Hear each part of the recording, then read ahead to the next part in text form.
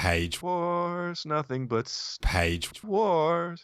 Hey you guys, welcome to Page Wars. I am Steele Saunders and I do not have time to read Star Wars books and comics. So I have my friend come on the show every episode and tell me what happened. And that friend is my friend. He's your friend. He's books friend. He's friends of books and comics. It is King Tom Chansky. How you doing, buddy? Hello, Steele. Hello, friends. Hello, books. I'm doing well. How are you? Hello, Paul. Hello, books. Excellent. Now, if you are listening to the podcast, you can click a link if you so desire in the show notes, and it will open up a YouTube of us. You can watch us looking at each other in a little yellow box with stars behind us. I like the branding, and let's make use of it. What's that image of a bunch of Jedi or whatever behind you on the shelf? This right here, it is a piece by an artist I follow on Twitter called by Roberto Venegas, I believe. And he does a lot of really neat stuff. I bought this over the summer. I think it's called I Am All the Jedi. Ah, tight. Yeah. Okay. Yeah. It's like if you are just listening to the podcast, it's like my reference is probably not going to help anyone. Probably not. It's like the artist Shag if he did Rey and then all the ghosts of all the Jedi. Would you have wanted to see those Jedi that were talking in the Rise of Skywalker, Tom? I think so. Part of me would have wanted to see them, but then I don't know how you do it, especially considering that a number of them were animated. At that, Kanan, Ahsoka. I don't think there were any others, but at least the two of them were animated characters, and I don't know how you would have blended that in with the movie. I feel like they would have been able to do it pretty easy. They made Carrie Fisher. They made Grand Moff Tarkin. They did. I think I was actually thinking going into it we would, because if you remember, here's what you've been thinking. Here's what I've been thinking, or here's what I was thinking.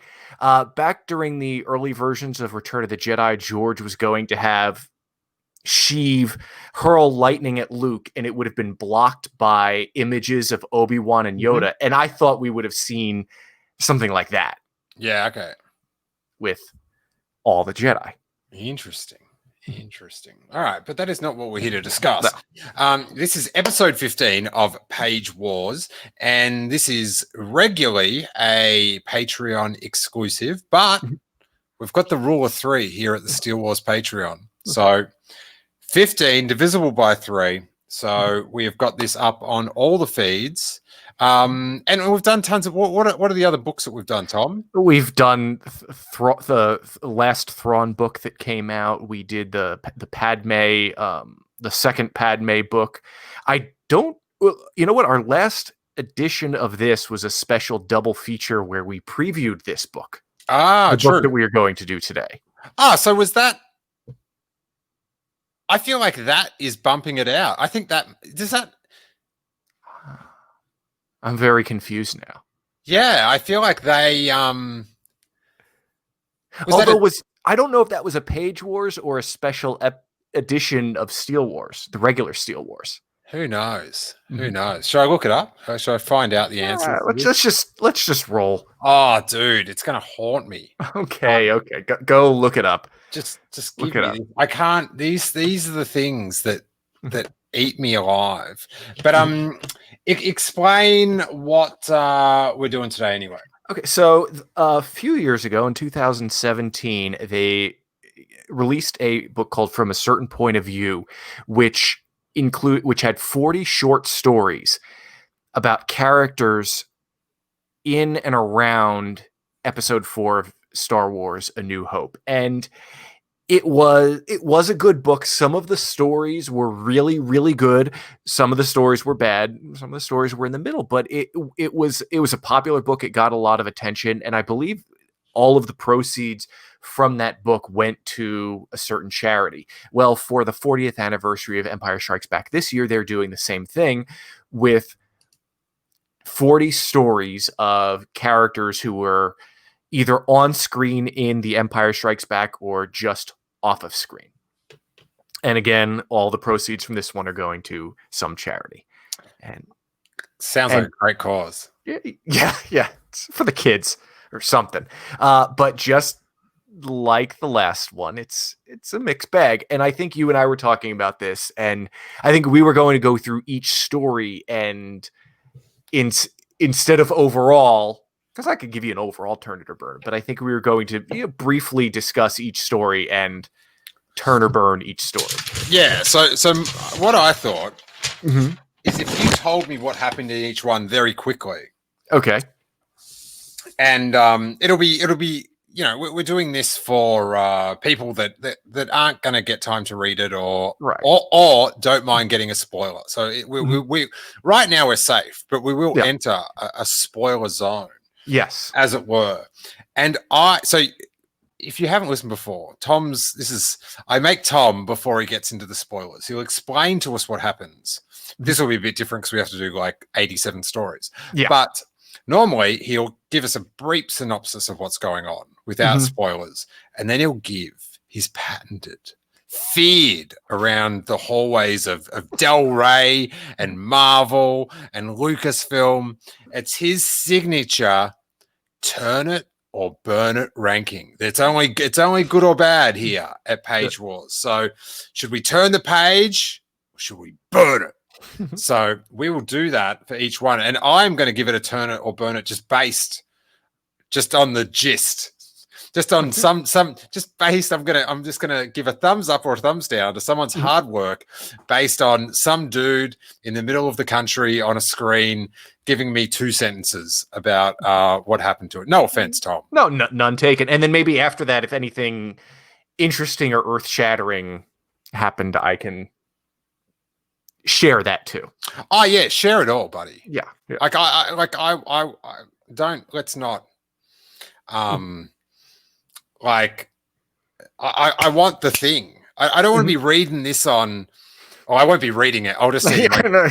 I'll just see it on my Google alerts from like Inverse or Screen Rant or Angry Sci-Fi. I don't want to hear from any of those sites, Tom. No. I am here, the Patreon listener, the freeloading listener is here. They want to know if IG-88's about to become the Death Star. This is the sort of thing we have to know. Okay. Yes.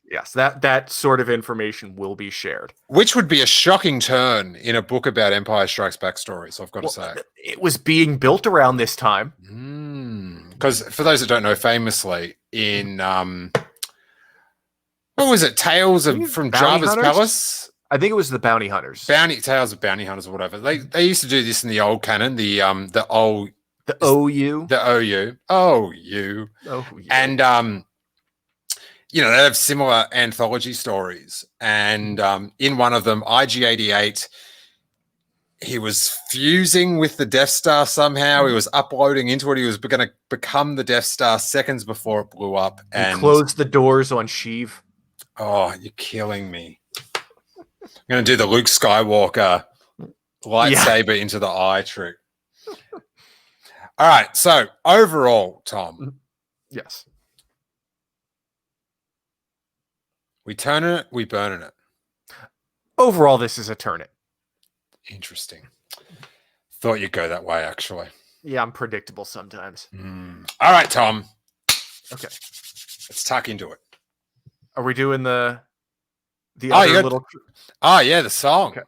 So this is to let everyone know we are now entering the spoiler time. So to give you time to turn this off, Tom will provide some listening music, some theme music. 40 stories of The Empire Strikes Back. We've got a Wampa and we've got Whale Hood and stuff on Bespin and Hoth and Bounty Hunters, and some of them are good and some of them are not. Did you like how I changed up the tune? There was nothing about that I didn't like. Let me tell you. Excellent. I'm all over it. Okay. All right. What do you got? Story 1, Eyes of the Empire by Kirsten White. Mhm. It's a story about a group of probe droid analysts, one in particular, who review the footage of the probe droids as they go throughout the galaxy, and how one of them thinks that Hoth is the place to go. Ooh. What do we get out of this? It's an interesting, like some of the others, nothing really earth-shaking. There's an interesting character piece. The one main character wants to travel. I thought you were going to say wants to be a probe droid. Well, I almost said that. Her mother built the droids. And so she feels close to the droids. So she wants to travel. She wants to be the droids, but then there's a second probe droid sent to Hoth afterwards. She sees the devastation, and she kind of regrets what she did. And then later on, it's hinted that there's another probe droid out on Dagobah, and she erases the footage and doesn't pass it on. So this would be the third or fourth time we've heard a story about a probe droid on Dagobah. Burn it. Are you burning it? I said turn it. No way. It was that was the only thing about it, really, that ending bit that I didn't like. It was, like I said, it was an interesting character piece. Well, see, I'm not reading it. I'm not getting any enjoyment over it. You don't care about these. I'm just here to be offended. Okay. And that's just. Oh. Okay. Next. All right, hit me. Hunger. It showed the point of view of the Wampa, a guy just trying to provide for his family, and then all of a sudden the rebels took over his cave. They took over his home. It got very sympathetic from the Wampa's point of view, and we find out the Wampa drags Luke back to this temporary cave. He melts the snow up above with his breath. Then, so hoping you're going to say urine. No. He drools on Luke's feet, then shoves Luke's saliva-covered feet up into the melting ice and holds Luke there as he waits for Luke to freeze. Love it. Which is how he gets Luke turned upside down. Love it. Is that the big sort of development of the stories? Any other? Yes, that's the bit. Well, and then he loses an arm, and then the rebels leave, and he gets his caves back. Buddy, I'm giving that a turn it. I would have said turn it also. I like how you said I would have said turn it. You're the one that read it. Yeah, I did. You're the one with authority in this situation. All right, good stuff. Okay. Like that a lot. The well thought out way of how we got stuck in there. I'm into it. Yeah. It was interesting finally finding that out. That might have had something to do with my rating. The next story, Ion Control by Emily Strutsky, tells the story of Torin Farr, the woman in a Hoth command base who is standby Ion Control. Fire. Yeah, she got an action figure back in the day. Yes, she did. It turns out the command room had a betting pool about what was going to happen between Han and Leia. As in, will they get together? Will she tell him to shove it and leave her alone? It was a very interesting character story about her. You didn't know until the end whether she would survive or not. Does she? Yes, she does. All right, I'm giving that a turn it then. Yep, it was a definite turn it from me. All right, big T. Yeah. You're all T's at the moment. So far I am. These are all, the stories of the rebels. The next one, A Good Kiss by C.B. Lee. It tells the story of the poor hapless, and I do mean poor hapless, rebel person who walks between Han and Leia as he tells her she could use a good kiss. Mm-hmm. It turns out that this character is kind of a down on his luck person who hooks up with the rebels, but he's a walking disaster. So they put him in the kitchen, and he's not even a good cook. But the one thing he's good at is he knows Echo Base. and he knows how to get from one end of Echo Base to the other in like minutes because there are tunnels, and some tunnels are dead ends. And he has a big heroic moment in this story where there's a group of rebel soldiers on the other end of the base, including this one Tauntaun Wrangler he has a crush on. They're at the other end and they're trapped, and he goes and brings them back because he knows the ways around the tunnels just in time before the transport takes off. Interesting. Mm-hmm. Is that the lot? That's pretty much it. Turn it. Yep, it was a turnip. Bang. Mm-hmm. All right. Okay. Up next, we have "She Will Keep Them Warm" by Delilah S. Dawson. This is such fast pace, like authority. Yeah, I'm feeling like I'm really, I'm feeling good about myself right now. Just judging.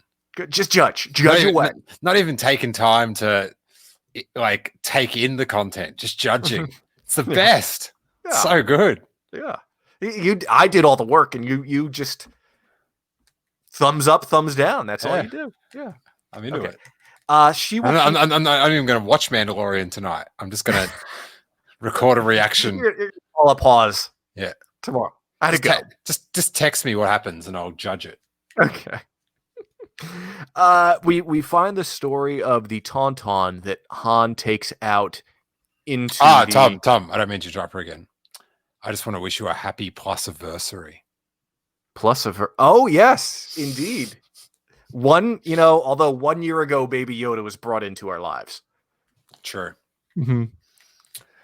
Sorry, I just had to wish you a happy plus-iversary. I appreciate that. Oh my God, that's so weird. My son was just screaming like before. It's like, Baby Yoda, Baby Yoda, Baby Yoda. So he's having a good plus-iversary himself. Good. It's everyone's favorite new holiday. It's the new Festivus. Baby Yoda. Baby Yoda. All right, go. Sorry. Okay. The story of the Tauntaun, the one that Han takes out, it had some decent characterization. She's the mother of the Tauntaun that. All right. She's the one that gets split open. She's the mother of the one that Luke's takes out. So it's the story told from the Tauntaun that gets cut open's perspective. Yes, but before it gets the story ends just as Han takes her out. Oof. There's a fight amongst the Tauntaun. So her daughter dies and then she goes out. Is that? Well, because her daughter goes out with Luke. Dude, tell me something that's not going to make me burn this. If you say it's a good character study, I'm going to jump through the screen and choke you. I have nothing to say that. In addition to that, burn it. Good work. That's bloody. It's like, why must we wallow in like let's make it more pain. Like, no. Mm-hmm.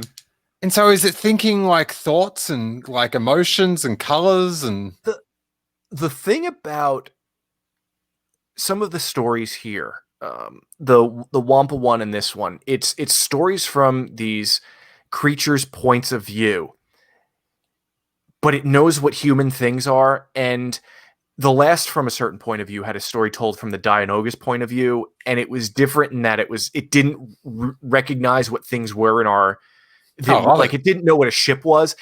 That was good. These ones, it doesn't take that track basically, so it's a little bit different, and especially in this one, it doesn't work for me. The Wampa one is a little bit better, but in this one, it didn't.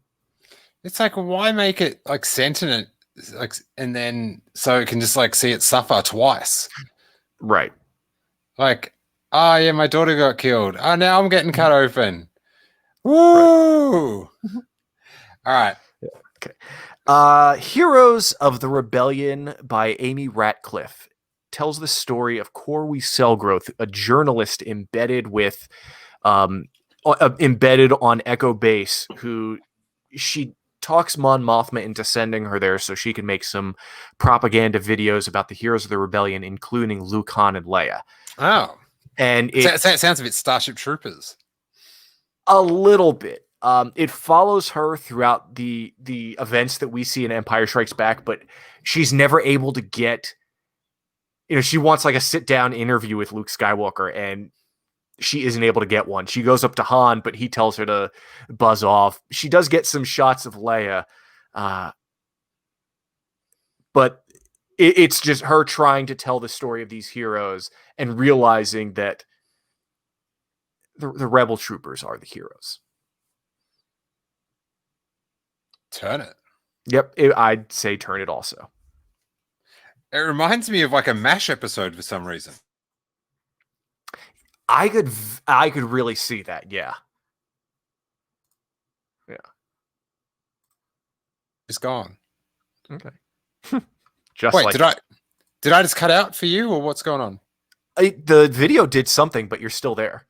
Oh, okay, cool. Okay. Oh yeah, did you hear the thing about MASH? Yeah, I did. Right. And I said it was a lot like MASH. Now that I think about it. Okay, I just wouldn't want you to miss out on my MASH reference. Mm-hmm. Hey, guess what? Right. So a couple years ago, Jackie, my wife, she told me to wear my camo T-shirt. Okay. And that we're going for a drive. Right? Right. So we drove out towards Malibu, and to which I've been informed that some people refer to it as the Boo. So you go, if you ever want to blend in with the locals, Tom. Say the Boo. Although that stark white skin might it might give it away. Yeah. Your slang might be Californian, but your skin says Ohio. So we drove out towards there in the hills, and unbeknownst to me, she was taking me to the MASH set. Oh, okay. Where they filmed in California, and they've got like a little memorial. You got to do a bit of a hike, and then there's like the village, and they've got marked out where all the tents used to be, and you can actually go up the driveway to the helicopter landing pad. It's all still there. Oh, nice. And dude, you can hear the music. No, because you look out to those the hills are still there from the opening credits. With I hope so. So it's bow now. It was incredible. But continue. Next story. Okay. Rogue 2 by one more question. Okay. You giving that a turn it or burn it? That story. That last turn it. No, my MASH story. Oh, turn it. Thank you. Because of the camo shirt. I think you're gonna say for the sing. That too. All right, keep going. Okay. Rogue 2 by Gary Whitta. It was about Zev. I found them. Repeat, I found them. Okay, got you. Yeah, he's Rogue 2. And it was really about what people thought of Luke and Leia on Echo Base rather than about Zev himself. What do they think? Everyone loves him. They all look up to them because, Luke is the farm boy who made the impossible shot to save them all, and Leia is like the hardest working person there. So everyone looks up to him. You got something to say, Tom. You got something to say. Is the whole premise of this story so Gary Whitta, who wrote Rogue One, could have a story called Rogue 2? Is that the yes? That's pretty much it. It wasn't bad, but that's it. Turn it or burn it, Steele. Burning it. What are you doing? I would have said turn it. Oof. That's the thing that's like I'm not enjoying the story, so I'm just like that's fine. It does say, like when you said it was called Rogue 2, I'm like, is this whole story just so it could go? I think he even said that on Twitter. Really? Yes. Well, burn it. Okay. What do you got? The next story is Kendall by Charles Yu. Kendall. Kendall, not Kendall. Oh, okay. Yes. The closing thoughts of Admiral Ozzel as he's dying. So his mind wanders back to his life as a young boy, his lost love that she wanted him to join the rebellion, but he wanted to join the Imperial Navy instead. It was entertaining and even interesting at first, but then it drags on and ends up being...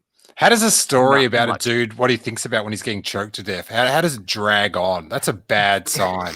Because it goes like, it's back and forth, and the memories are mixing together.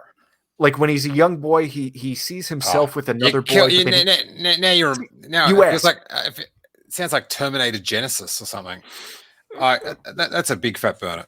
Okay. Yeah, I'd say burn it also. All right. This is the problem with these books, is often some of the writers, because they only get to do one story, they want to make their mark or be too clever, and so it just they just, you got to watch out for these burn it guys. Right. Stick to the turnips. Just go for an easy turnip. Yep. You know. Yep. What do you got? Next story is Against All Odds by R.F. Kuang.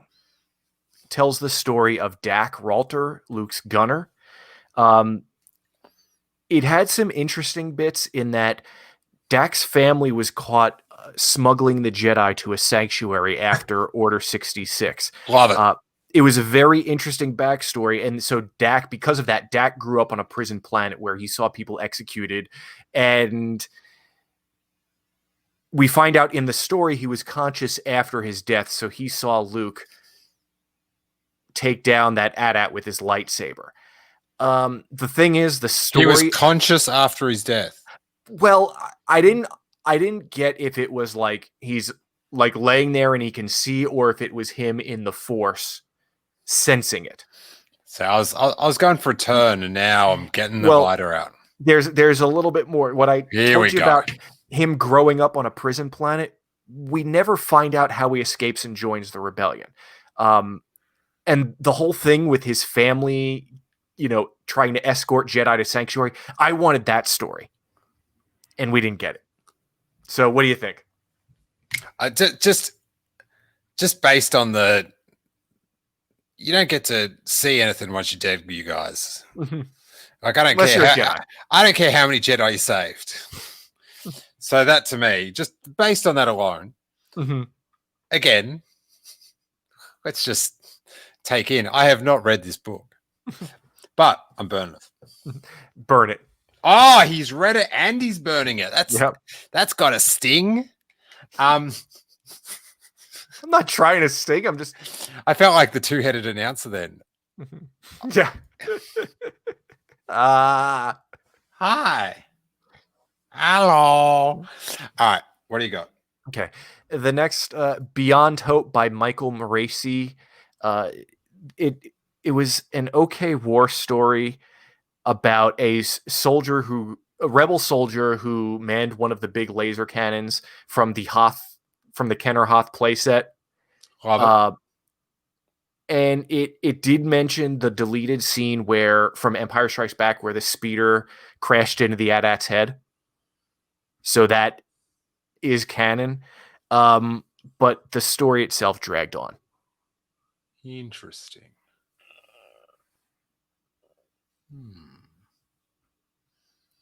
Wow. I've got to say,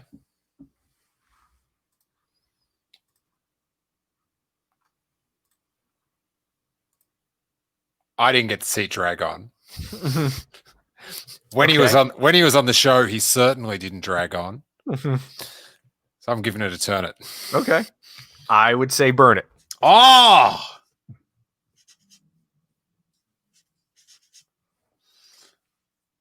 I feel like my ones are just like, I just don't want to be offended. Oh, just wait. You wait. I'm going to need another can of beer, aren't I? Maybe. All right. Okay. Keep it going. Next story, The Truest Duty by Christy Golden, tells the story of General Maximilian Veers. As you know, he's the guy who interrupted Lord Vader. He's the guy who was led the AT-AT charge.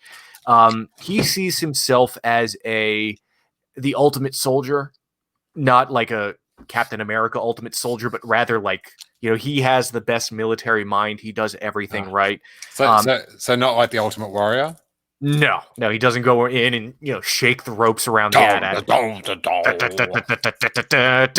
No, nothing like that. I just want to give a shout out to Maria.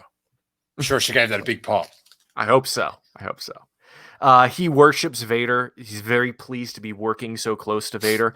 He is in the cockpit of the AT-AT that the speeder hit from the last story. So that was part of the original story of The Empire Strikes Back, but it was taken out in deleted scenes. And then at the end of the story, he is conscious, but you get the idea his lower half is missing. As Imperial medics come, you don't know if he's alive or dead at the end. Imperial medics come and take him, and he's wondering like what's going on. Turn it or burn it. I like that it connects to the other story. Mm-hmm. So, and the base of the story didn't bother me, so I'm going to turn it. Okay. Yeah, I would say turn it also. Okay. The next story, A Naturalist on Hoth by Hank Green. And this is something that for people who think way too much about Star Wars, this is junk food for, because the rebels have groups of scientists that travel to different planets to find out the suitability of those planets for bases. Mm-hmm. So like climatologists, naturalists, and this we follow the story of a scientist who helps discover / build Echo Base, and then she decides after the rebels are beaten and after the Empire leaves, because she knows, where to hide, where to live, she decides to stay. What's she going to do? She got any books? She got podcasts? Wi-Fi? I don't know. She Netflix, knows. She knows how to survive. Turn it or burn it, Steele. I'm not sure, because it's hard for me to like a decision. Mm-hmm. Burn it. Big burn it on a decision. But I'm not sure about the story. What about you? I'd say turn it. Were you sad she was going to stay there? No, I wasn't. Why not? Just because of her, the way the book went, it seemed like the right decision. She have a Game Boy? Possibly. She didn't not have a Game Boy. Did she talk at all what her plans were going to be in life? This was her plan, to rough it, basically. All right. I'll go turn it, but got to have a word to her, really. Yes. The next is not really a story. It's more of a one-page cartoon, which I realize is great material for a podcast called The Dragon Snake Saves R2. It was a simple 4-panel thing about the big dragon snake swallowing R2 and then spitting him out. I remember they had an image of that when we did the preview, I think. Right, yeah. So it was pretty much that. So the concept is the snake was actually helping R2, not trying to help eat him. Yeah, from the snake's point of view. Okay. If this was written, the kerosene I would pour on this. But I'm going to show some good humor as a fun-loving Star Wars fan. Mm-hmm. And as it was portrayed in the comic premise, like the platform of comics, I will, I'll turn. How about you, Tom? Yeah, it was cute. Turn it. You sound on the fence. I am on the fence, but I'm willing to give something the benefit of the doubt, because I'm some other things might be harsh. All right, turns. Okay. Let's go. Okay, For the Last Time by Beth Revis. It's about Admiral Piet. In his mind, takes place completely from Piet's point of view. In his mind, Piet orchestrated Ozzel's downfall. There's a theme in some of these stories told from the Imperial point of view where a lot of people think that Admiral Ozzel was a spy for the rebellion. And but he wasn't. He was not. Just because he was always, like Vader said, he's as clumsy as he is stupid. They're like, oh, he's only that because he's, tipping off the rebellion about certain things. There was a lot of inner monologue about how Piet will serve Vader better than Ozzel did. Piet sees Vader in his chamber and he's just like waiting to talk to him. Really, it's like I said, it's a lot of inner monologue about someone full of themselves. So Piet's full of himself. Yes. All right. Again, just based on concept alone, I'm going to turn it. Yeah, I didn't not like it as much as I thought I would. Turning it? Turning it. All righty. Yeah. Okay, the next story, Rendezvous Point by Jason C. Fry. It's all about Wedge. After the rebels escape Hoth, they meet at a rendezvous point, and Wedge and Hobby, his gunner, are tasked with rebuilding Red Squadron. Because for some reason, I don't remember why they don't want to reuse Rogue Squadron anymore. But there are pirates that the rebellion think are going to give away their location. So Wedge and Hobby... Arr, ye rebels are down by the mall. Ahoy! Yes. So Wedge and Hobby have to make them walk the plank. That's in the next movie. You know what? No, I'm sorry, not Hobby. I mean Jansen. Jansen, not Hobby. I got that wrong. It also had some backstory on the Contessa, who is a character from the Lost Stars book. She's an X-Wing pilot. It had this story had some great action, and it was funny. Oh, sounds like a big T for me. Yes. Love it. Heard it. The next story, The Final Order by Seth Dickinson. In Empire Strikes Back, when Vader is talking to those two Imperial officers and on the hologram, and one of them does and his transmission winks out. Yes. That's who this story is about. Okay, and what's going on? He's not the captain of a Star Destroyer. He's the executive officer of Ray Sloan's Star Destroyer. And Admiral Sloan is not aboard the Star Destroyer, so he's in charge. Where's Ray Sloan now? I'm not going to answer that right now. By the end of the podcast, will you? Yes. Love it. Hey, it's sizzle. Stay tuned, everyone. Stay tuned. Keep listening. Or watching. So this guy, he's a weasel who wants to advance, and it's all conversations between him and his first mate, and he's constantly lying to her, trying to make himself seem more important or better than he is. Hey, aren't we all? Yeah, he tries to get her to go to the auxiliary bridge so that he can have like the importance of being the one on the main bridge in command of the ship. And then he dies. The story, there's a lot of back and forth between him and her. It is a little bit long, but it's in his head. So there is some psychology to it.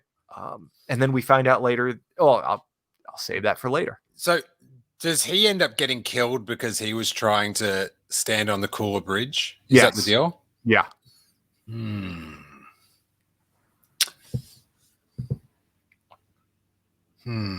Where are you going, Tom? I turn this one. All right. I was just going to go with the wind on that one, so I'll turn it as well. Okay. The next story, Amara Kell's Rules for TIE Pilot Survival, probably by Django Wexler.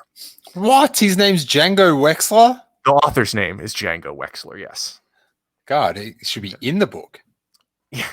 This tells the story of a TIE pilot. She has a crush on... Wait, tell me the character's name. Oh, what was it? Amara Kell. I'm trying to work out who's got a more Star Wars name, Amara Cal Right. or Django Wexley. Is it Wexley? Wexler. It's neck and neck. It's close. It's very close. It's a line ball. Yeah. Continue. Sorry. Okay. So she's a TIE pilot. She has a crush on one of her fellow squad mates, and it's really just her thoughts as they navigate the asteroid field. It is a rambling story. When I was taking notes, I gave each story a number of stars. This story earned 1 star because it contained the phrase Palpatine's withered nuts.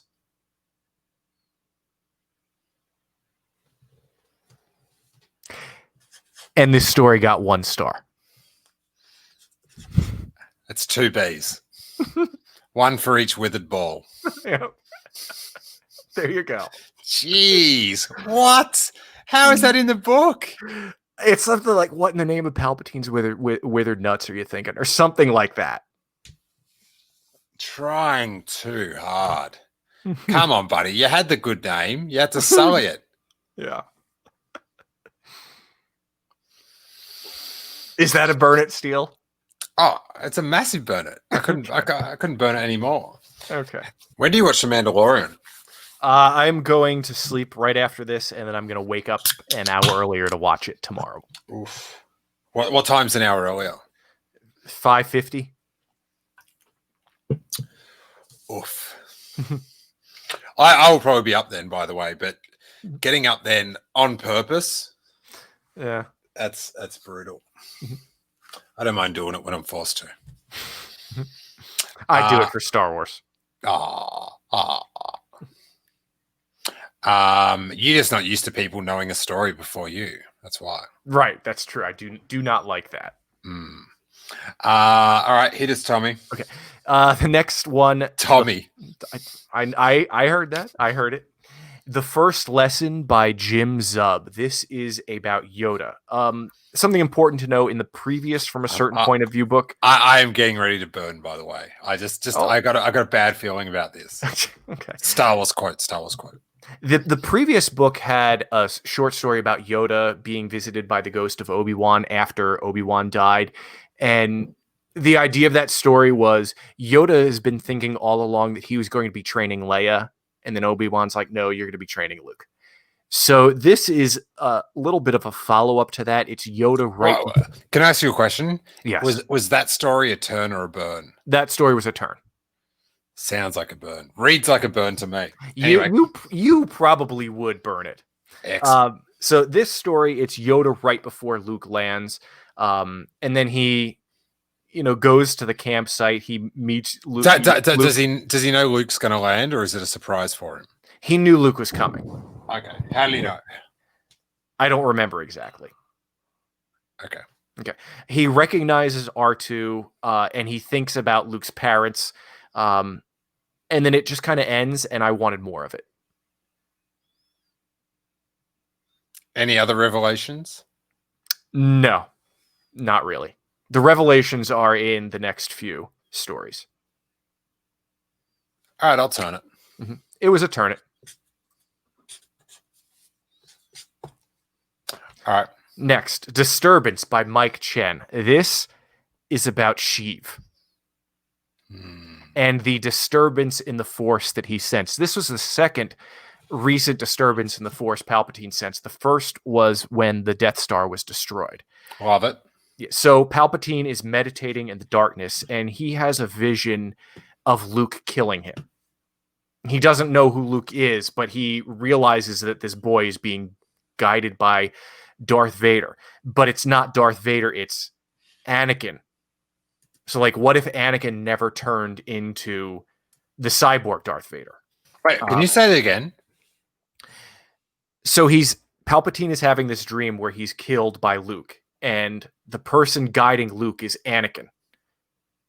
Darth Vader / Anakin, but not the cyborg version. Okay. The version before he falls into the lava. And Padme is still alive. And Palpatine realizes that this is Vader's dream / fantasy. Interesting. And because Luke is now training in the Force, he's on that path. And Palpatine decides to let it happen because he wants to see if Vader can turn Luke or if he will turn Luke against Vader. All right. Yeah, I was fascinated, but the Palpatine let it happen. You gotta read it. You liked it? This is a turn it for me. Okay. Okay. You're a madman. This is No Cave by Catherine M. Valente. This is about the Exogorth. And it's a story. Wow, that's what it's called? This is No Cave is what it's called. No, it's called an Exogorth? Yeah, the Exogorth. I never knew that. I've got one here somewhere. I'm not sure where he's gone. Like the hand puppet, right? Ah, There you go. I'm an Exogorth. I knew it all along. So this story takes place over the span of billions of years, and we find out that the Exogorths, they travel throughout space in asteroids, and they swallow different things, and this one thinks the Minox are butterflies, and it doesn't impress any of the other Exogorths. It swallows the Millennium Falcon. It can sense the Force in Leia, and it wants Leia to stay because Leia and Han and Chewie to stay because of that. What am I writing down right now? You are writing down burn it. What should I write down for you? Burn it. Thank God. Jesus.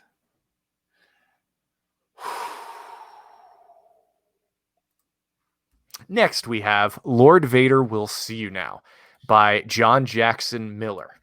Remember before when you asked where Admiral Sloane went? Yes. She went to some other planet to look at Imperial shuttles being produced, or new versions of Imperial shuttles, because it's part of her role in the fleet. Okay. So she comes back and she finds her ship. Wait, is she looking at shuttle Tidariums? Is that what it's meant to be saying? I don't know if it was that kind or a different kind. I wasn't sure. Because they're now in Empire Strikes Back. Right. So it might have been an advanced one. I reckon they've gone for, we're going to... I think someone's forgotten that they're actually in the movie, just quietly. Yeah. That's my cynicism and wisdom talking at once. Mm-hmm. Okay. So she Okay.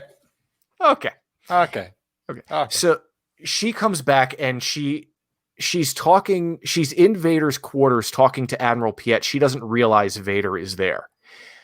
And it's this whole deal where she came upon the asteroid field. And remember before I said the guy who was temporary captain of her ship died because an asteroid crashed into the bridge? Her whole ship was destroyed. Bummer. Yeah. And I'm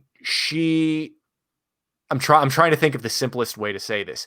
She was able to use the shuttle to collect some Minoc bodies because everyone in the fleet was saying that the Millennium Falcon had left already. She saw the Minocs realize that they were shot by a hand blaster and uses that as evidence because Piet was ready to say, why were you not at your post? Where did she find the Minoc bodies? Floating in space in the asteroid field? Yes. Oh, dude, come on. You're wasting my matches.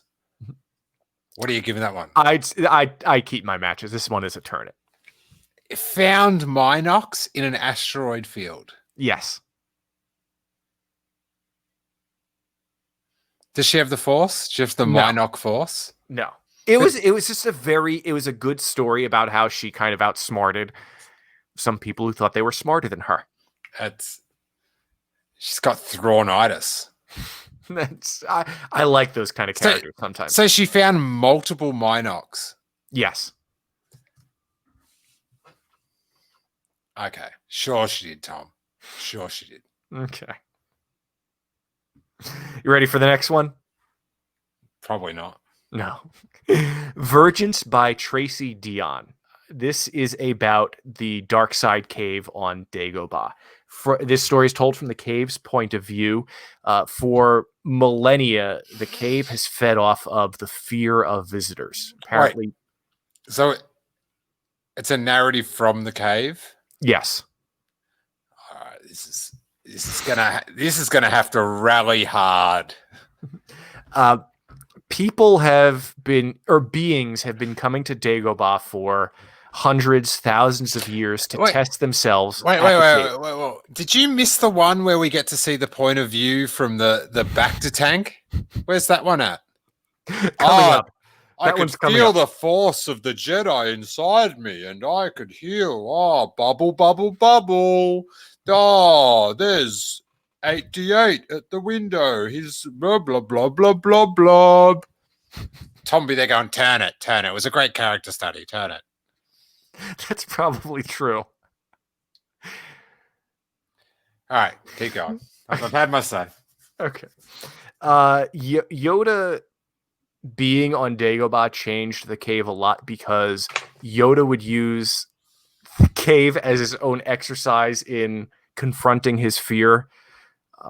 I'm just gonna say I gave this one a turn it.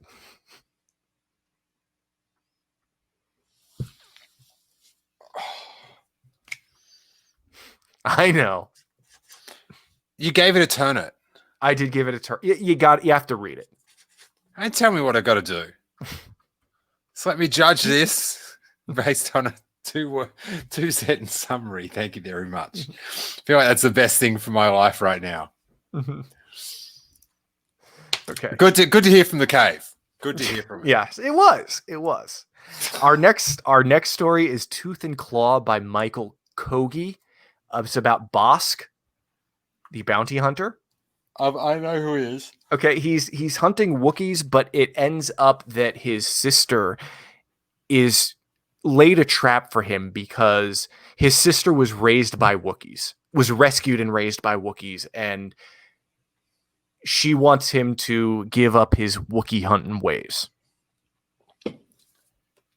Anything else? Nothing groundbreaking. What are you doing?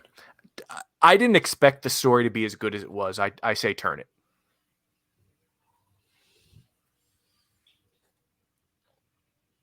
Oh, I think I wrote down the last one was it's burn. I was so angry about the cave. I wrote you down as a B. All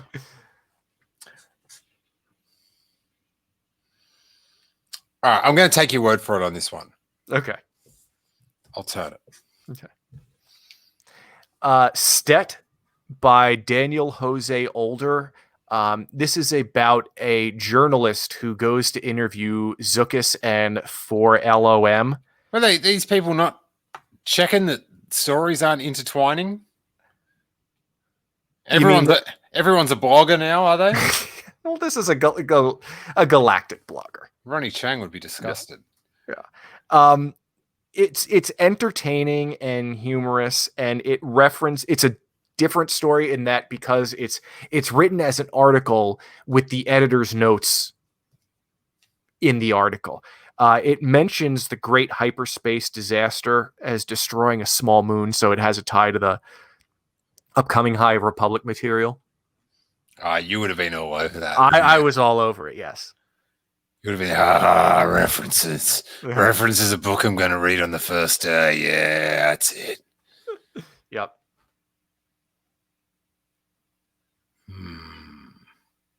Anything else? No. I'm going to turn it. I say turn it also. Okay.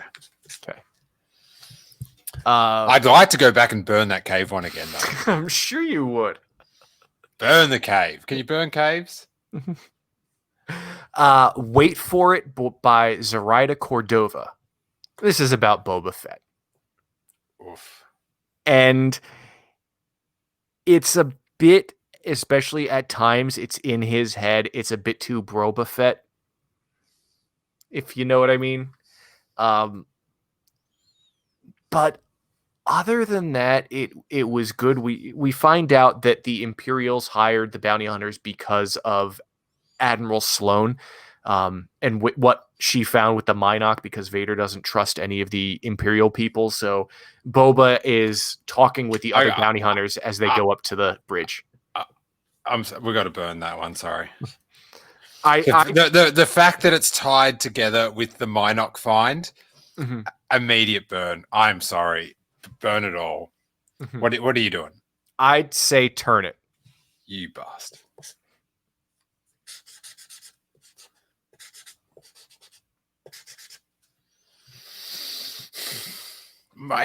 Honestly, how do you find a couple of Minocs floating in space in an asteroid field where ships had just been blown? Like one ship's destroyed and you're finding a Minoc? Come on. Should be ashamed of yourself, Tom. I should be.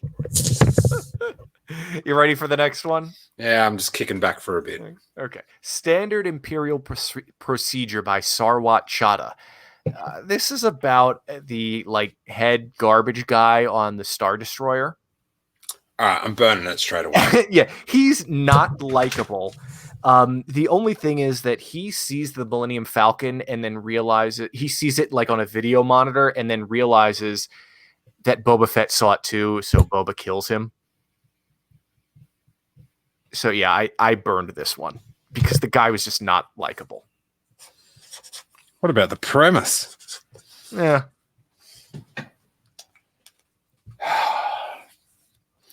All right, come on.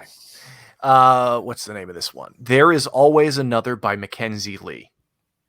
This is about Obi-Wan Kenobi as Luke is leaving Dagobah. I really, really wanted to like this one. Oh, sorry. Did you say what's about? Sorry, Obi-Wan as Luke is leaving Dagobah. Okay.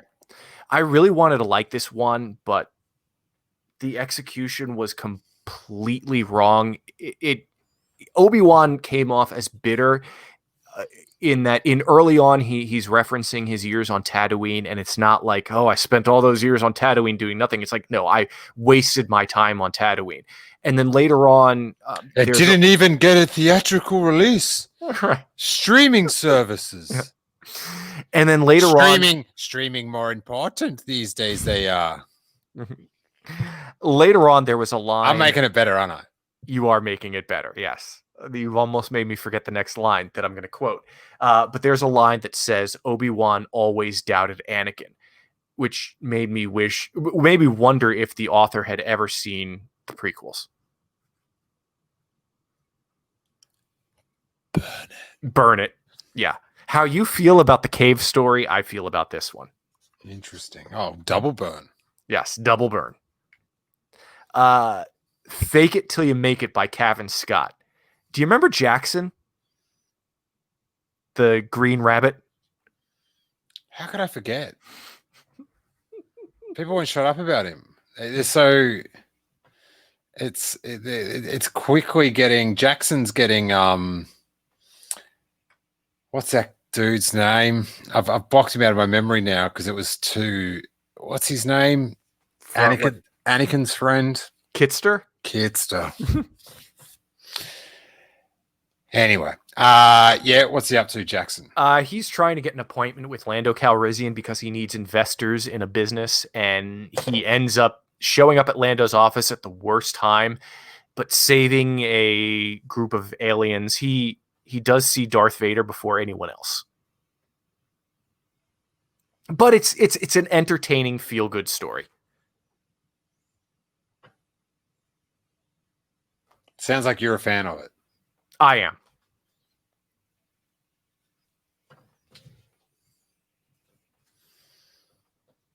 Why'd you have to tell me you saw Darth Vader before anyone else? Because I'm trying to give you the whole experience.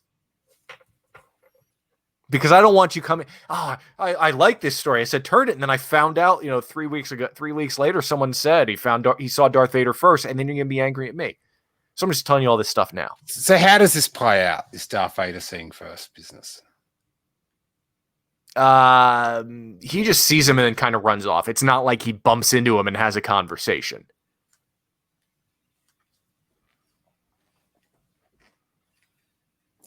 Yeah, I don't know. What? So does he? He doesn't get to meet Lando in the end. Oh, he does meet Lando. How's it go? Is it funny? Yes, it is. Like he tries barging his way into Lando's office, and Lando's like, "I don't have time for you." He doesn't like sneak into that room and have like eat carrots off the No, he does not. He does not. Darth Vader's dinner table. No. All right, you seem pretty positive, and yeah, hey, I'm up for a laugh. Okay. Hey, Yeah. I'll go with tea. I'll go with tea. Speaking of Darth Vader's dinner table, our next story is "But What Does He Eat" by S.A. Chakraborty. I'm sorry about getting that name wrong. It's about the executive chef of Cloud City who is called in on last minute to prepare refreshments for Darth Vader. It's a funny story that turns deep because in the end, her Ugnaught assistant convinces her to poison the food. Burn it. Sorry. Burn it. I say turn it. Okay. That to me, you're just IG-88ing it. Nah. Well, the thing is, she ends up not even being able to serve the food because Han shows up earlier than expected.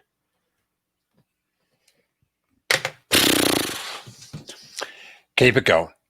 Okay. Beyond the Clouds by Lilim Rivera.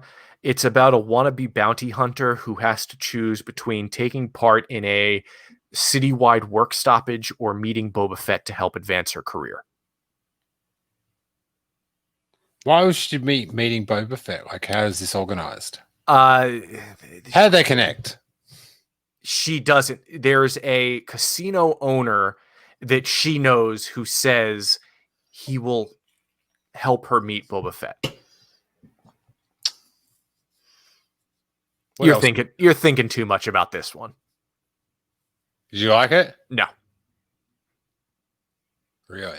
Mm-hmm. Why not? It just dragged on too long, and not everything has to be important or has to be intertwined, but this just seemed like why am I reading this story? I wasn't. I'm burning it. I know, yeah. You're the smart one. Between us, you're the smart one. Dude, I knew that years ago. That's why you keep me around. Speaking of a smart one and a not so smart one, No Time for Poetry by Austin Walker is the story of Dengar and IG-88 teaming up to find the Millennium Falcon. They get some coordinates from Boba Fett that end up being the wrong coordinates. And is Dengar lovable?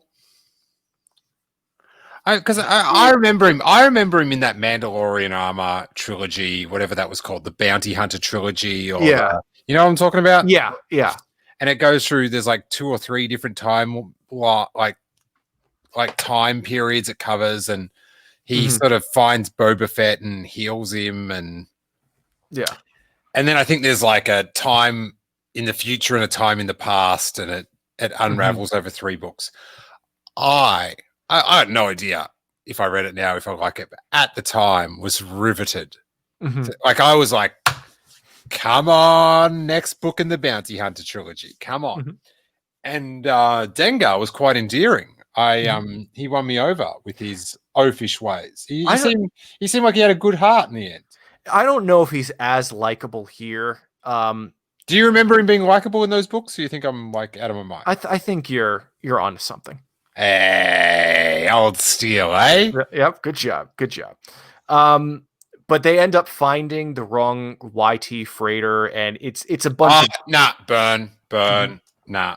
Sorry. You've got me. There's why do they have to do like there's no exact same. And it's like it's not even it's so customized. Like did they see it and then go, no, this is like totally different? There's only one that's all shredded up like that. IG-88 was saying it was the wrong one. Dengar's like, no, we gotta go check it out. You burning or turning? I burned it. Yes. Okay. Alrighty. Bespin Escape by Martha Wells. Ugnaughts escaping Cloud City. Just not interesting. I'm just gonna tell you right now, burn it. Did any of them make it out? I think, yeah, they did. All right, I'm turning it then. Okay. The one thing about this book I really like, it does paint Cloud City as like the place to be. In the Outer Rim, no one pays attention to it, but even though it's like small and out of the way, it's still very cosmopolitan, and I like that about it. Okay, cool. Okay. Faith in an Old Friend by Brittany N. Williams. This is about L3 and the other two. Burn it. Turn it. You're turning it. I turn it. What's she up to? What's L3 up to in her spaceship prison?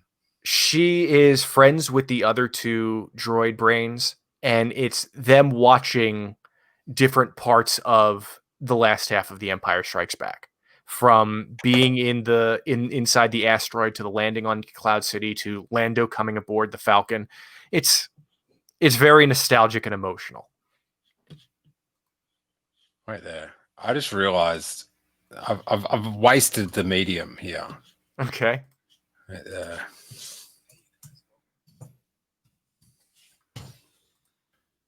Did you just hear that then? No, I did not.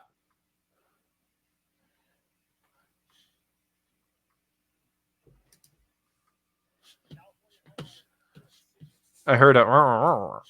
Shh.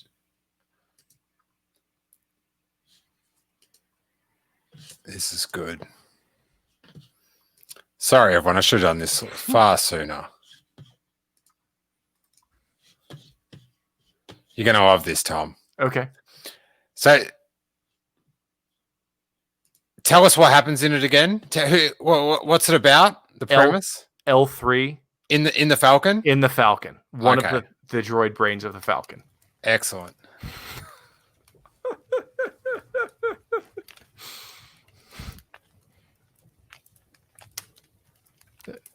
Good use of the license. And if you're listening on podcast, Steele has pulled up an image or a video of the Yule log. 12 hours of relaxing fireplace sounds. Yep. Burning fireplace and crackling fire sounds, no music. Oh my God. But turn that off. Could be here a while. Dude.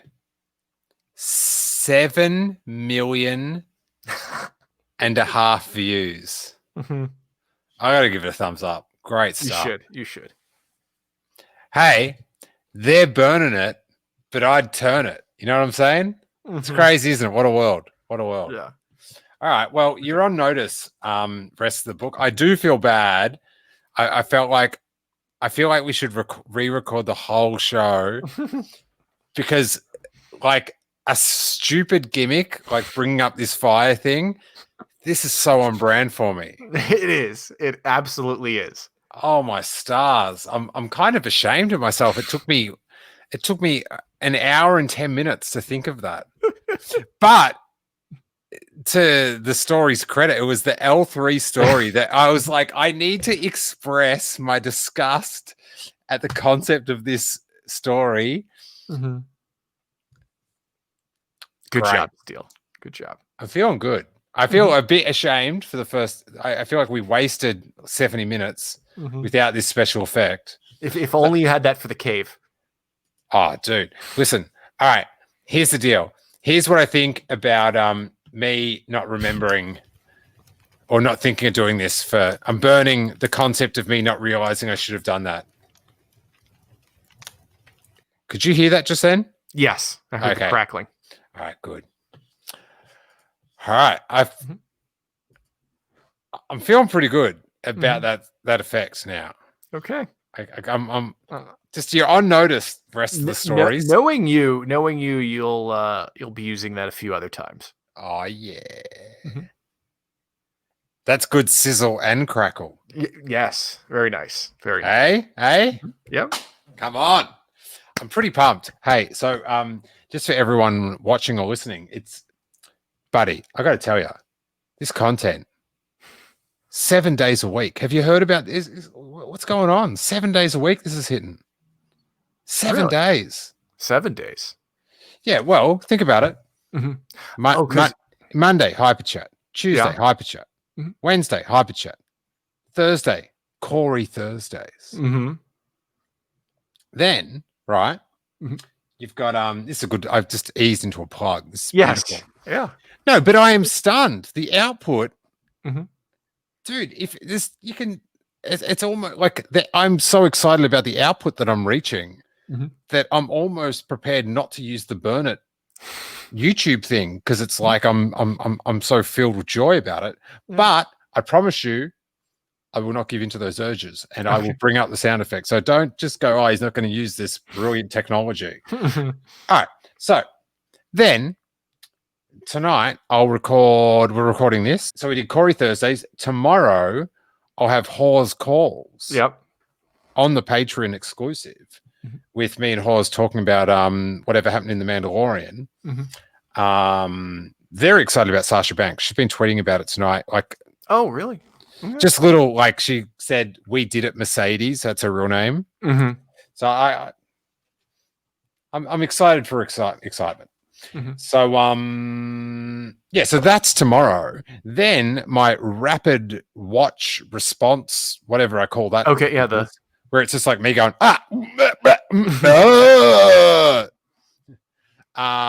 that's tomorrow. So that's 2. Mhm. Saturday night, you got the round table. Mm. Sunday, you got the Page Wars. Mhm. 7 days. Dude, and you know what happens on Monday? Mando Monday. All over again. Back to the start. Hyperchat. Hmm. 7 days a week. It's content. 8 episodes.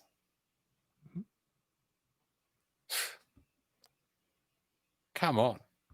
Nobody works or plays harder in Star Wars podcasting than you. Hey. At the same time, you know what I'm saying? Yep. All right. Okay. I've had my say. Okay. Back to our regularly scheduled turning or burning. What did you think about that sizzle? Turn or burn? Turn it. Thank you. I was gonna I was going to be replaced by a Yule log. I gave you the Letterman. I gave you the did. Letterman. That's You should be honored. I am. You should be honored. Anyway. How do you put up with this? I don't know. It's entertaining. Okay. Due on Batu by Rob Hart. Hey, remember that guy Wilro Hood with the ice cream machine? You remember him? I'm familiar with him. He was in Empire Strikes Back. I've heard of him. Well, should I fire up the fireplace? Oh, wait. Let's tell us about it, Tom. Okay. This story had a few cute references, but it fizzled out. Wilro is a hapless wannabe smuggler. He is going to be paid a lot of money to transport a Camptono of something. We never find out what it is to Batu. And then he just gives up. And the story just ends. So this fire is very accurate about my feelings toward the story. And that's a shame because I was looking forward to this one. Hey, see if you can chuck the book that way into it. Well, it's my phone. I read on my phone. Oh, you don't even have the book? No, I don't have the book. Chuck your phone in the fire. Wait. Oh, look at it go. Look at it burn. You did not sell that well. All right, nice. I like that we pre-burned that one. Yes. Oh. Into the Clouds by Karen Strong.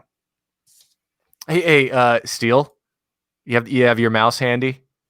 Yeah, why? Okay, because this story is about a wannabe socialite and her smuggler boyfriend on the run as Imperials take over Cloud City.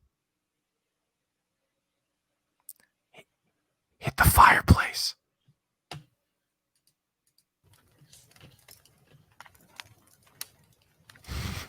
There you go. So is it meant to like ape Leia and Han, or Yes, because she wears the same type of gown that Leia wears, and she wants to look like Princess Leia. can you hear the fire getting louder? Yes, I can. Normally I don't like it when things like this show up on the screen, but it's got my YouTube search at the top for burning. And normally I wouldn't like that if I was doing the hyper chat. But I feel like now I feel like in this context, it's good just to let my intentions be. I just want to burn. All right. Okay. Did I burn for that one? Oh no, I don't know if I wrote that one down. I feel like I didn't. Wait, which one? On the socialites. I leave it up to you. I say burn. No, I feel like I haven't written it down yet. Oh, so yeah, okay. Yeah. So just go back, right? So the last one was a burn. The last one was a burn. Wilro Hood. And then the one before that you had as a turn. Yeah, I had it as a turn. You had it as a burn. All right, and then next one. Okay, all right. Yeah. Now I felt like I hadn't written it down, and I hadn't. So 1, 2, 3. So that's 35 stories. How many stories in this thing? 40. Bang! We're in the home stretch. Yeah. All right, sweet action. I have a feeling the next one we're gonna have a split decision on. This is The Witness by Adam Christopher. See if you can drag this out for 2 hours and 24 minutes, and then I'll. I would like to get some sleep tonight. This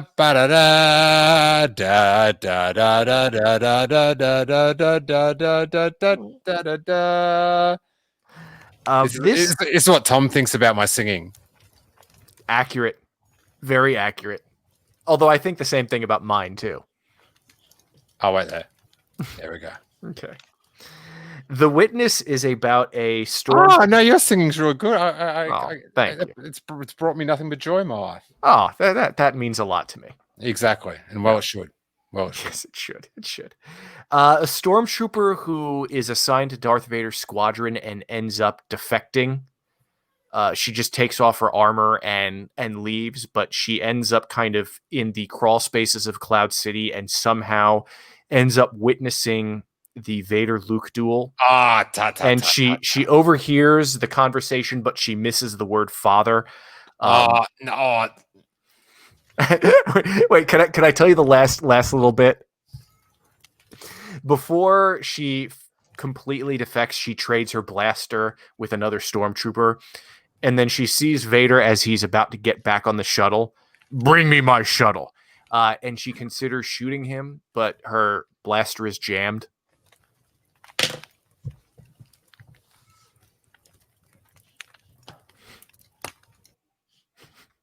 You are going to let this fire go for the next 2 hours, aren't you? What didn't she see then? Her blaster was jammed.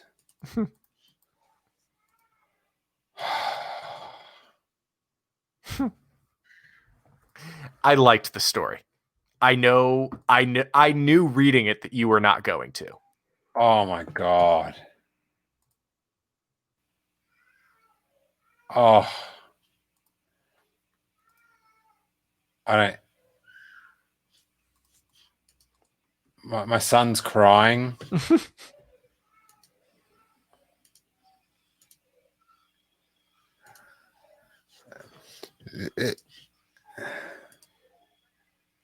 Sorry, I'm just trying to get something up here to properly just talk about how sad I am at the moment.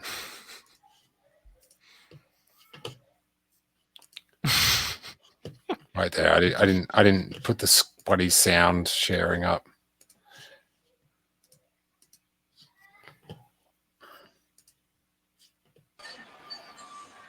There we go. I don't think I'm annoyed. I'm annoyed they're trying to hose it. This is you trying to hose it, right? It's a good metaphor. This is you. Yep. Up here. But no, the fire won't be stopped. The fire won't be stopped. That is a disgusting story. I knew you would think so.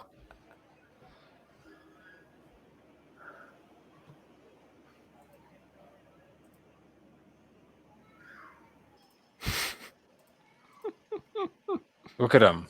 Yep. Look, things got so bad in this story.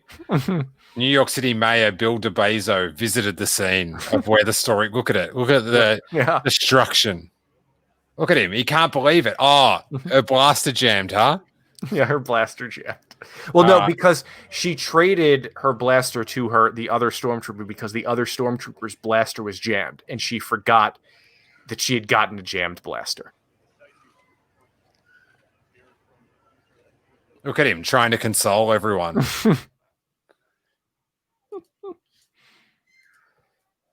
Just brutal. Just brutal. Can you, little Harry, you've upset him with that story.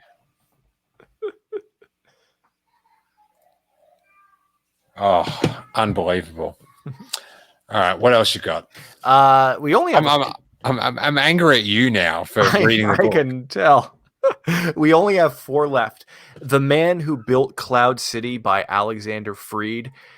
It's about a vagrant who possibly has post-traumatic stress disorder who thinks of himself as the true king of Cloud City. And Lando kind of humors him, but ends up assigning him a guard to help him escape. Oh, turn it. Turn it. Oh, so that last one, you turned the last one, yeah? Yes, I turned the last one. Yep, love that one. Good stuff. Yeah. The next one is called The Backup Plan by Ann Toole. This was a really long story about one of Lando's people is trying to play the Empire off. Just so you know, this fireplace does go for 12 hours. Yeah, that's what this story felt like. One of Lando's people is trying to play the Empire off against the mining guild to save the citizens of Cloud City. I did not find it interesting.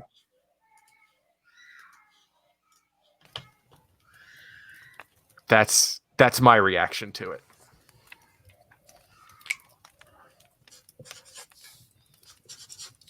Alrighty. At my estimation, we've got 2 left, yeah? Two left, yes. Okay, the next one is by Lydia Kang. Oh, I didn't mean that as in a way to like hurry it up. I just I started getting stressed because I'm like, I've got the scores in a way that they're in like lots of 5.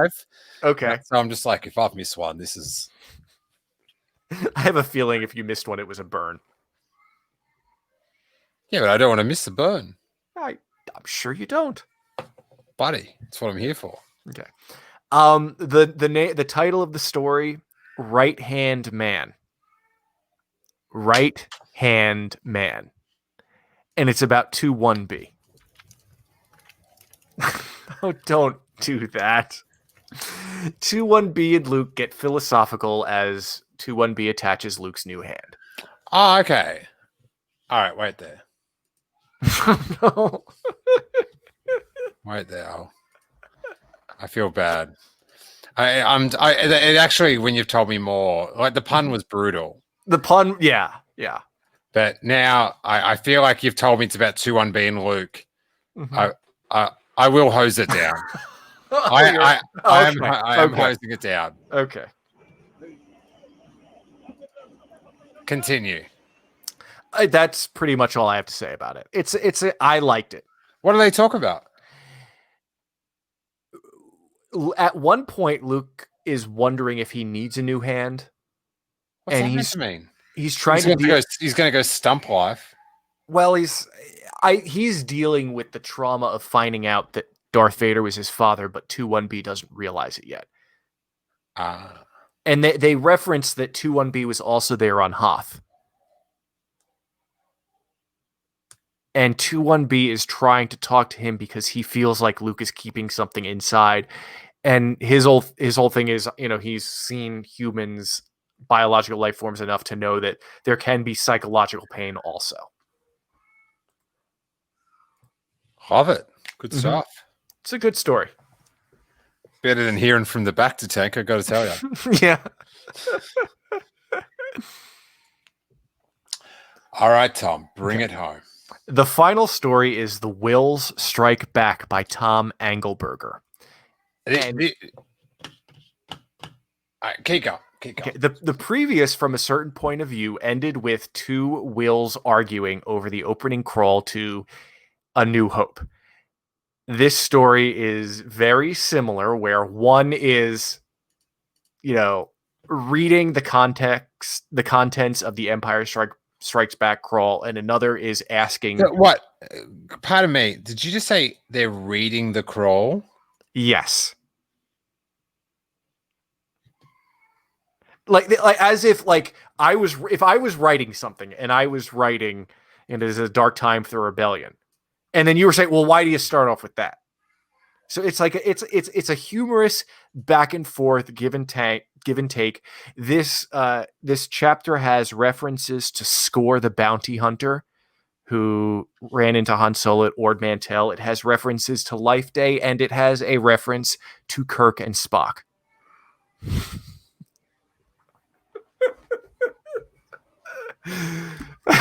Gotta save the best for last, I guess. This is about as close as a helicopter can get.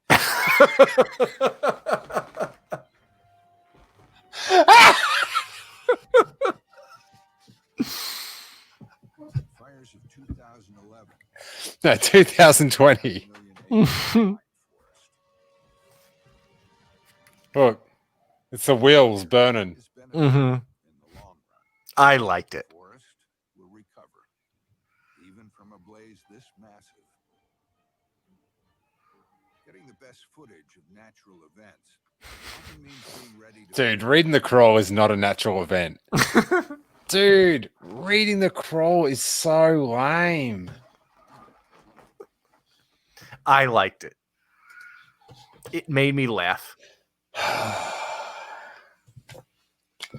Burn. All right. So we work out a burner meter. Okay.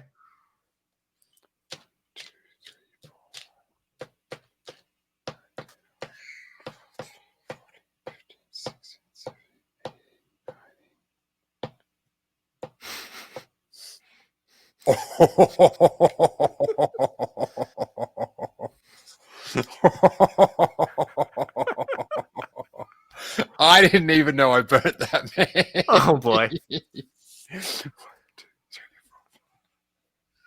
3, 4, 5, 6, 7, 8, 9, 12, 14. All right.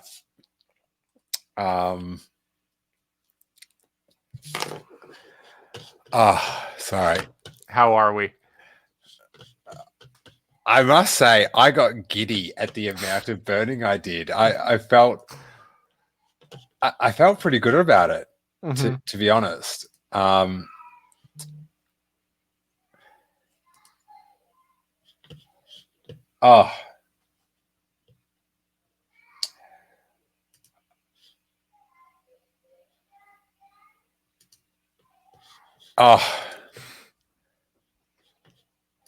Let's go. I just need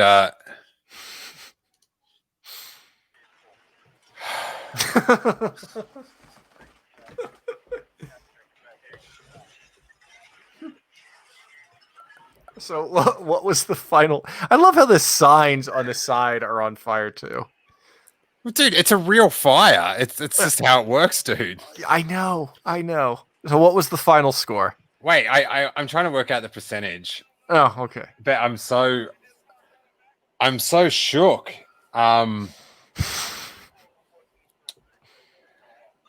So it'd be 22 times 2.5.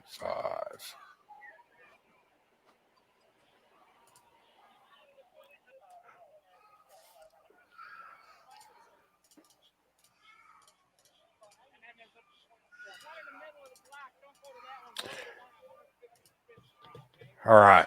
So my burn it ratio with 22 burns is a 55% burn. Mm-hmm. Right. I'll just turn the sound off and I'll just continue the burning. So those watching on YouTube can see how I feel. Oh, God, I heard some things. That Will's business. Like you know. The Wills in the cave. Oh. Then Tom with his 14 burns. That is a pretty respectable 35% burn ratio. So only 1/3 of the book you're burning. Okay. Whereas I'm burning it over half, and then the rest of it's going to catch fire by then. So I'll just do a podcast about it. Okay. Oh, let's see what this lady have to say. Let's just see. There's an interview coming up here with a lady. Let's see what she has to say about reading. So you read From a Certain Point of View Strikes Back. What do you think about it? Hi, my name is Gerline. Can you spell that? Girline. And your last name? Griffin. Griffin? Griffin. Okay, Miss Griffin, you were shopping inside the store. You were reading From a Certain Point of View Strike Back. What did you read? How did you feel? Okay, the fire. The book? We smell fire. I was in shopping, getting ready to buy some shoes. And I said, oh my God. I ran out the store real fast. She said, oh my God, the cave is talking. That's what she said. All right. Wow. That was a great journey. I feel like I've lived. Oh, good. I'm glad I could help. Got the heart pumping. I can tell you that much. Oof. All right, Tom. Great job.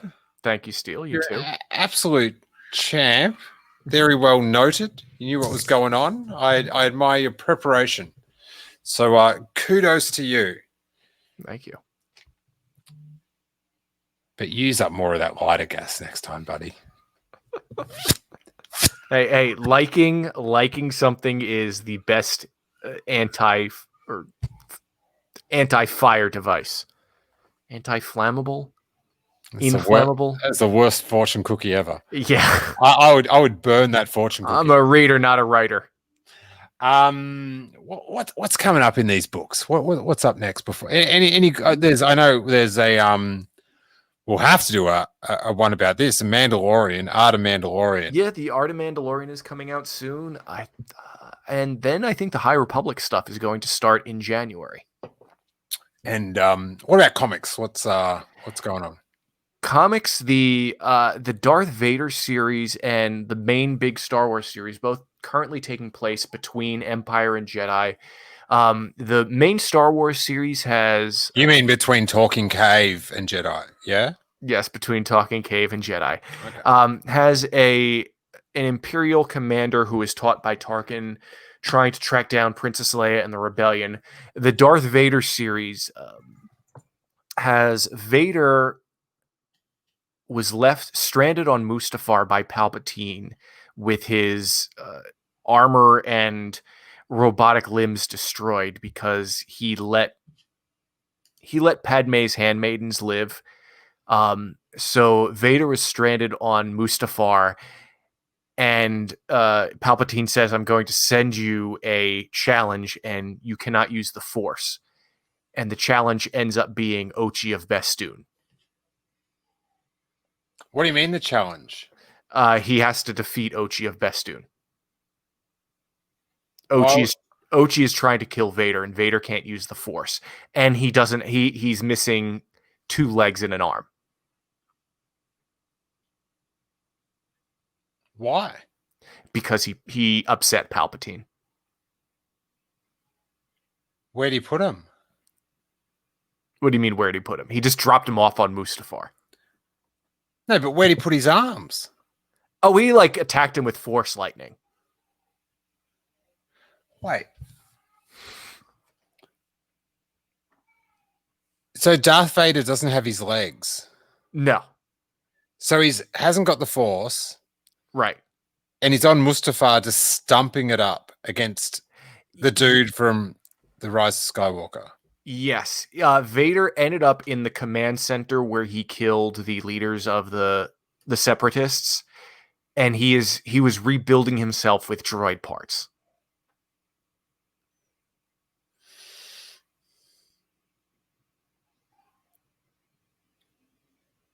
Why did he lose his arms and his legs? He was like shocked by Palpatine, and they just exploded off. All right. But you understand why I'm confused. I understand. Yes, I understand why you're confused. Thank God. Mhm. All right. Oh my God.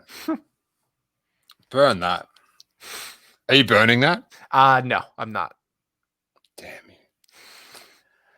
It's on Mustafar. There's enough burning going on.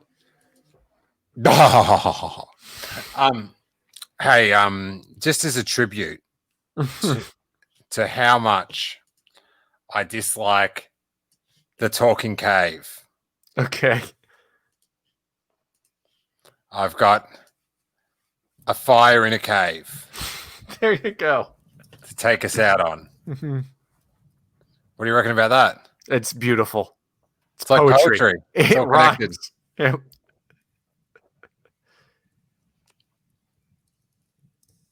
Very good. Mhm. Look at it. It's soothing after all that tension. Yeah, it is. So you gave it a 65% approval rating. Mm-hmm. Would that reflect your true feelings? It would. Your overall, okay. It would. There are some stories that I didn't like that dragged on too long that I didn't find interesting, and then there were some that I really enjoyed. All right, great. Tom, you are a integral cog of the King Tom Podcast Network. Thank you, I think. Tell us where the good people of the internet can track you down. I can be tracked down on the Sith list every week, and then Patreon shows here on Steele Wars, Blue Harvest, and the Bad Motivators. Excellent. Love the Sith. All that stuff's great, but Sith list every week. Very much enjoy listening to you guys. It is sometimes it's frustrating that I can't like tell Raj is wrong, basically. Or throw something at Boo during games of not Boo. No, that's when I'm glad I'm not there, because I feel like some of the pain has been edited out. But I love it. It's performance art. It is.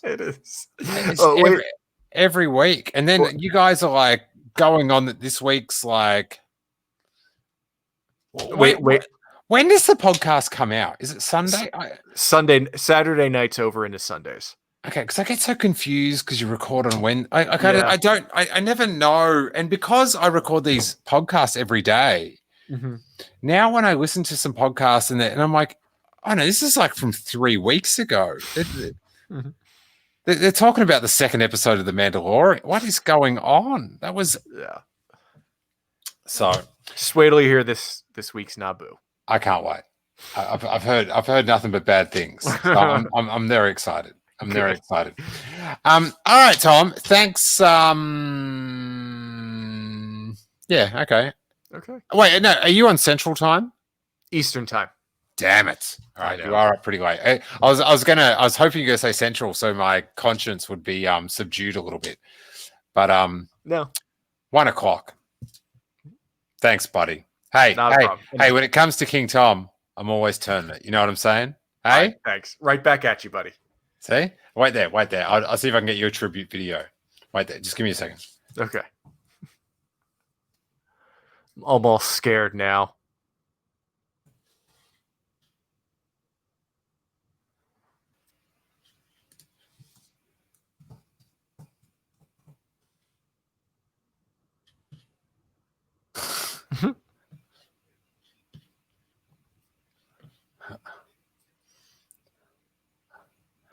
Oh wait, how do I rewind an ad? This ad is so good. How do I rewind this ad? No, I want to know all about how to wear comfortable shoes. This guy, he comes on, right, and he goes, I'm not sure if he's like, I want to wear comfortable shoes. Do you want to wear comfortable shoes? So this guy's got some pretty full on ideas about comfortable shoes. So I want to make sure everyone's. Where is this one? Why isn't that coming up on my thing? Maybe we won't play ads in.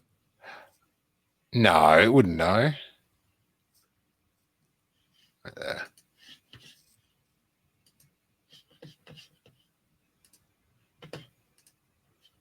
You're ruining my tribute.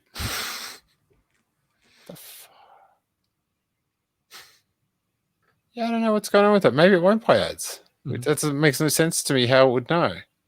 All right, fine. Well, this guy, wait, I'll just tell you. I'll play it and I'll tell you if he's got any good info about comfortable shoes. Oh, wait, I'll just unplug my... Yeah, that will work. I'll unplug my headphones so you can just hear him talk about it. He just said, but first, let's define a comfortable shoe. Wouldn't it be a shoe that's comfortable? I would think so. Now, let's see what he has to say. Most people, a comfortable shoe is one with arch support and a whole bunch of cushioning. I got to show you, like, I got to show you what he looks like as well. I'm going to turn two screens. This is like Ghostbusters. Shoes have memory foam in them. Isn't that a wonderful thing? No. In fact, think about the if you lie down, it feels great. But would you want to Wow. on it or squat jumps or even just walk? It's like Jimmy Superfly Snuka. So tired so fast, and besides, the foam wears out. He didn't wear shoes. For a pretty short amount of time. This guy doesn't look like he's a shoe wearer. He doesn't. So comfort is just not the barometer that you think it is, and I'll tell you what it is in just a second. Then there's the arch support problem or arch support issue. We need arch support. Support your arches. Well, imagine breaking your arm. Don't imagine breaking your arm. Just imagine your arm. This guy's a real commit. When you have your arm in a cast, you know, like 8 weeks later when you take it out. I hope you can understand. I hope you can understand why I had to share him with you. I can, yes, and I appreciate that. Never used it before. You might shut up. Shut up. The joint, your elbow. Oh. All right. Anyway, I'm going to my King Tom tribute here. This is how I feel about you, Tom. You ready? Yep. Still not showing up.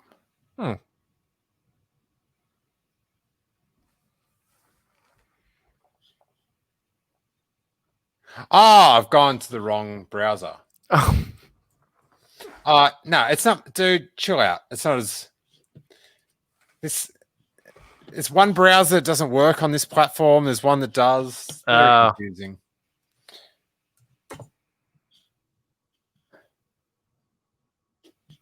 All right, here we go. It gave me a different ad. All right, Tom. Here we go. This is how we should end every episode from now on. Okay. Yeah.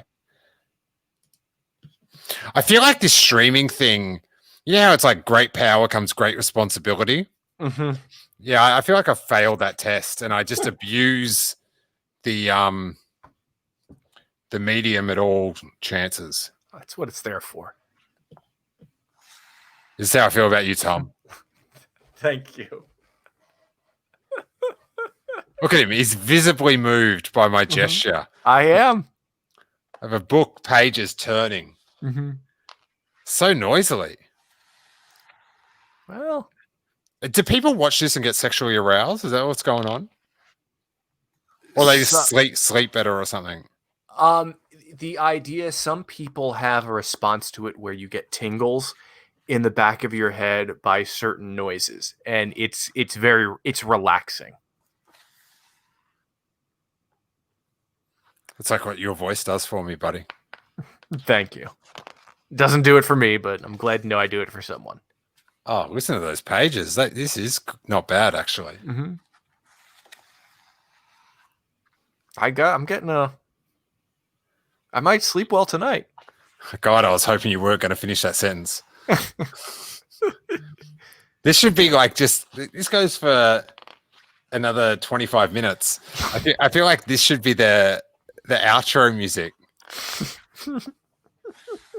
Should be. I'm doing it. Okay. Oh. Oh. Oh.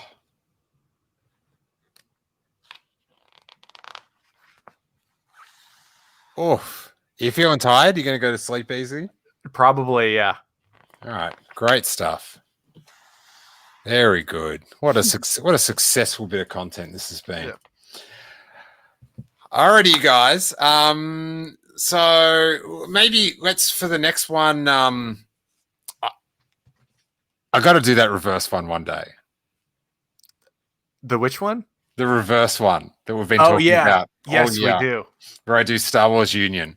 Yeah.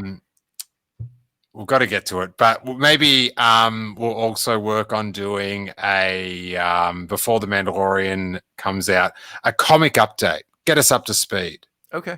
Just a general la-di-da.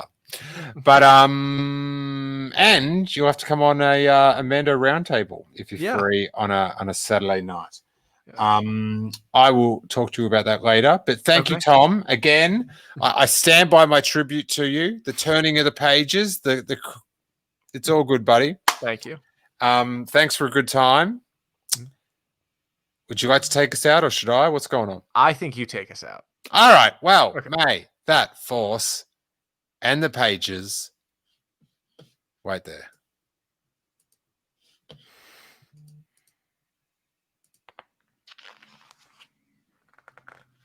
B. Oh. With. Oof. Oh, Jesus, that picture was. What is that? Ant? This is a good book. I'd turn it. With you. See you, everyone. Thanks. Bye.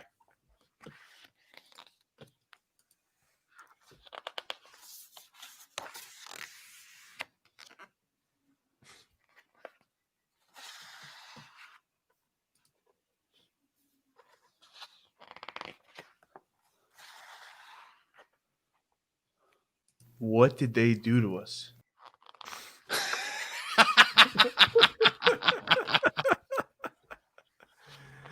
That was nice.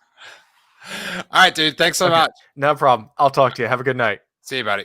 Page Wars, nothing but Page Wars. Okay. That was fun.